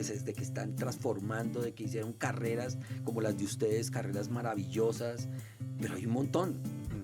Ahora, Sí. más en particular porque en 2 meses cumplo 60 años, entonces decía, uy, pucha, cuánta gente, porque yo he sido profesor en como 15 universidades, o sea, yo fui profesor de la Católica, de la Conrad, Santo de la Ibero, Tomás. Santo Tomás, Inca, Andes, ¿Por cuál no o sea, fuiste? Es más fácil. incluso en la Nacional lo que hice fue trabajar con editores de revistas, o sea, durante mucho tiempo asesoré editores de revistas de la Nacional, pero pasé por muchas, entonces conozco mucha comunidad, Claro. que seguramente, por eso cuando yo voy a los congresos, hay tanta gente que pues yo a veces no me acuerdo, sinceramente. Claro. Yo a mí les pido disculpas, porque en serio mi memoria episódica es bastante fragmentada, pero me da mucha felicidad y les agradezco a ustedes dos muchísimo por este programa y por hacerlo un poco un homenaje, porque me da mucha felicidad. Es muy merecido. Sí. Me da mucha Por felicidad. favor. Así que muchas gracias. Y nosotros te agradecemos mucho por todo lo que aportaste a nuestras carreras y porque sigas Claro, aportándolo a muchas exactamente. generaciones más en el tiempo que queda. Entonces, muchísimas gracias a estos dos magníficos invitados que nos han dado una lección de muchas cosas, de historia, de datos, de filosofía, de análisis experimental, De psicología organizada. de psicología organizada. Bueno, hemos tenido muchísimas cosas aquí para Cruzadas. aprender. Sí. Sí, tal cual. Y agradecerles a nuestros oyentes que sí han resistido hasta ahora. Pues ha sido un programa muy largo, pero creo que ha sido muy, muy interesante para nuestros oyentes. E invitarlos a un segundo round, a una segunda parte de este programa. Bien. Para más adelante. Sería muy A chévere. nuestros oyentes, sí, que sigan escuchando sobre todas estas anécdotas y estas historias. Y finalmente también invitar a nuestros oyentes a que nos acompañen en un próximo programa con nuevos invitados y nuevos temas de interés para la psicología. Muchísimas gracias. Muchas gracias. Gracias.